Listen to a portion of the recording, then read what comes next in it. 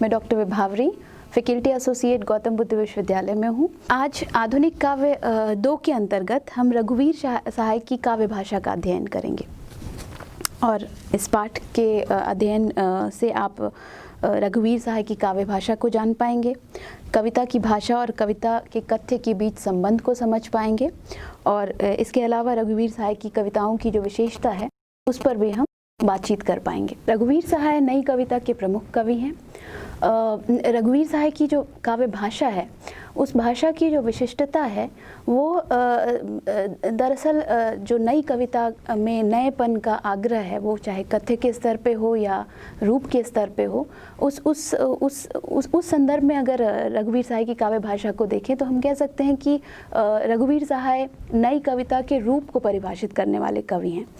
और अगर उनकी काव्य भाषा की विशिष्टता को हम समझने की कोशिश करें तो उनकी काव्य भाषा जो है बोलचाल के बहुत निकट है और दरअसल उनका जो पत्रकारिता से, उनका साहित्यिक पत्रकारिता से जुड़ाव रहा और साहित्यिक पत्रकारिता से इस जुड़ाव ने उनकी कविता की भाषा पर बहुत असर डाला। तो कई बार रघुवीर सहाय के यहाँ जो पत्रकारिता की भाषा है और जो साहित्य की भाषा है, इन दोनों के बीच की दूरी बहुत कम होती दिखती है। इस लिहाज से कई बार उनकी कविता को खबर की कविता भी कहा गया। अगर चतुर्वेदी जी के हवाले से, रामस्वरूप चतुर्वेदी की जो पुस्तक है काव्य भाषा पर 3 निबंध, उसमें उनकी बात को कोट करूं तो वो कहते हैं कि उन्होंने भाषा के 2 स्तर माने हैं। पहली है बोलचाल की भाषा, दूसरी साहित्यिक भाषा। तो रामस्वरूप चतुर्वेदी कहते हैं कि दरअसल साहित्यिक भाषा बोलचाल की वो भाषा है जो कि किसी कवि की रचना प्रक्रिया में समाहित होकर एक विशिष्ट स्वरूप में हमारे सामने आती है। तो अगर उनकी इस बात को हम रघुवीर सहाय पर लागू करें या उनके मार्फत कहने की कोशिश करें तो कह सकते हैं कि जो रघुवीर सहाय हैं, इनकी जो काव्य भाषा है वो दरअसल इनकी जो रचना प्रक्रिया है उसके भीतर से गुजरते हुए जब बाहर आती है तो वो एक ऐसे स्वरूप में हमारे सामने आती है जहाँ पे कि जाहिर है पत्रकारिता से उनका जुड़ाव रहा, उस पत्रकारिता से जुड़ाव जो है उनकी काव्य भाषा को कहें तो खबर की कविता बना देती है। तो ये विशिष्टता जो है रघुवीर सहाय की कविता में आप भाषा के स्तर पर ये देख सकते हैं। रघुवीर सहाय की काव्य भाषा जो है वो वहाँ पर जैसा कि मैंने बताया आपको कि बोलचाल की भाषा है, लेकिन एक जो सबसे बड़ी विशेषता उनकी कविता की कही जाती है वो है गद्यात्मकता पर उनका बहुत जोर है। कई बार कहा जाता है कि रघुवीर सहाय के यहाँ कविता और गद्य, इन दोनों के बीच की दूरी इतनी कम हो गई है कि आपको इनकी कविता को गद्य की कविता कह दिया जाता है। तो अगर आप हिंदी कविता का इतिहास देखें तो उस इतिहास में गद्यात्मकता की ओर झुकाव या छंद से मुक्ति का जो प्रयास है वो रघुवीर सहाय से बहुत पहले शुरू हो चुका है। लेकिन इन तक आते आते जो गद्य और पद्य के बीच की जो सीमा रेखा है वो लगभग समाप्त सी दिखती है इनकी कविताओं में। इस मायने में जो गद्य की कविता है वो रघुवीर सहाय की भाषाई कविता की भाषाई विशिष्टता कही जा सकती है। इनकी कविताओं में एक तरफ जो है साधारण जनमानस को समझ में आने वाली भाषा का प्रयोग है जो कि कविता को गद्यात्मकता की ओर झुकाता है, तो दूसरी तरफ जो उनकी भाषाई प्रयोगशीलता है वो इनको अपने समकक्ष तमाम कवियों से बिल्कुल अलग ला के खड़ा करती हुई दिखती है। तो इस तरीके से अगर देखें तो नए प्रयोग भाषा के स्तर पर रघुवीर सहाय ने बहुत किए हैं और कई बार उनकी भाषा जो है व्याकरणिक मानदंडों को भी तोड़ती है, क्योंकि आप देखते हैं कि जब हम बोलचाल की भाषा का प्रयोग करते हैं, बोलचाल में कई बार हम उन व्याकरण के नियमों का उल्लंघन भी करते हैं।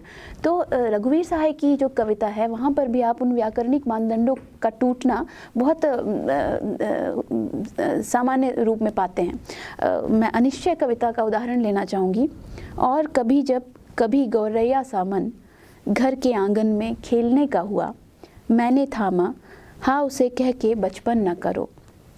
बाग में धूप खाते खाते जैसे मैं गरमा कर उठ के छाया में बरामदे में चला आया हूँ। अपने में लौट गया था मेरा मन ऐसे। इस कविता को पढ़ते हुए आप देखते हैं कि जो काव्य भाषा है उसके न सिर्फ पूर्ववर्ती जो पहले बने हुए हैं बल्कि समकालीन मानदंड भी टूटते हैं, क्योंकि यहाँ पे आप देखेंगे कि जो व्याकरण के जो मानदंड हैं उनका सचेत प्रयोग या सचेत रूप से उस पर खरा उतरने की कोशिश नहीं दिखती है।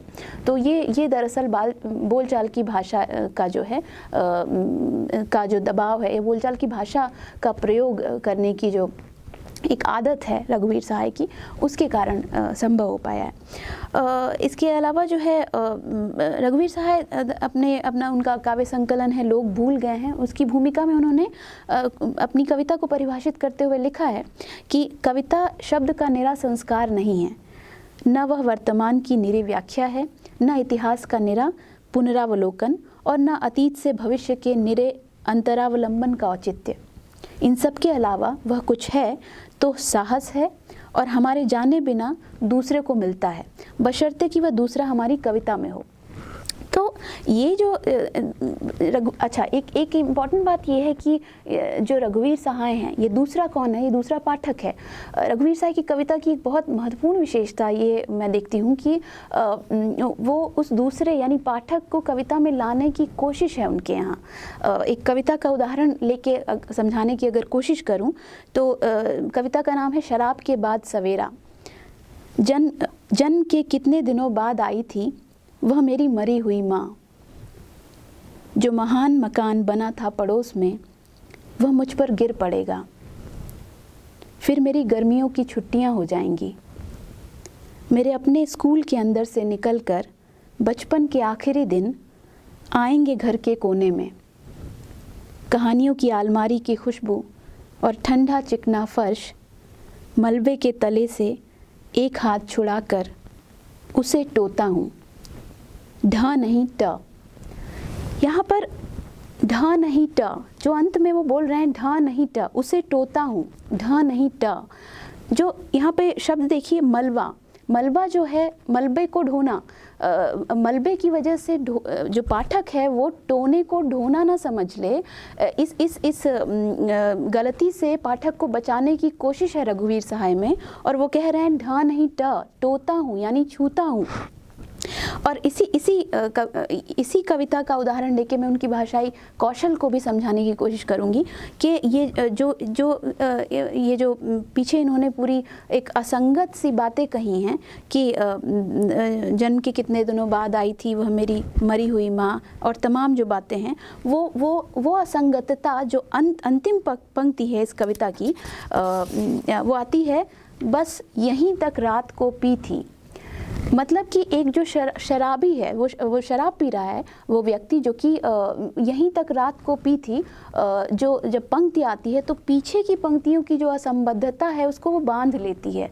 मतलब वो कविता को पूर्ण कर रही है कि एक व्यक्ति है जो शराब पी रहा है और पीते हुए वो इमेजिन कर रहा है कि उसकी मरी हुई माँ आ रही है, उसके बचपन के दिन आ रहे हैं, उन कहानियों की अलमारी की खुशबू आ रही है और भी तमाम चीज़ें आ रही हैं। और वो सारी चीज़ें क्यों जस्टिफाई हो रही हैं? क्योंकि बस यहीं तक रात को पी थी, उसने वहीं तक पिया और वही सोच सका। तो ये जो भाषाई कौशल है रघुवीर सहाय का, जो कि इन तमाम पंक्तियों का जो अंत है बस यहीं तक रात को पी थी, वो बांध देता है उस कविता को। तो ये बहुत महत्वपूर्ण विशेषता रघुवीर सहाय के यहाँ है। और इसके अलावा जो मैंने पीछे बताया कि पाठक यानी जो दूसरा कह रहे हैं वो उस दूसरे यानी पाठक को कविता में लाने की कोशिश, वो जो कह रहे हैं पाठक वही समझे, कुछ और ना समझे। तो आप देखते हैं कि जो पाठकवादी आलोचना है, जहाँ पे जो कवि है या जो साहित्यकार है उसकी बात को नज़रअंदाज करते हुए पाठ को महत्वपूर्ण माना जाता है, उसका कहीं ना कहीं यहाँ पे एक विरोध दिखता है कि जो कवि है या जो साहित्यकार है वो खुद ये बता रहा है कि मैं यही कह रहा हूँ और तुम्हें यही समझना है। तो ये एक इम्पॉर्टेंट बात रघुवीर सहाय की कविता काव्य भाषा में आपको दिखती है।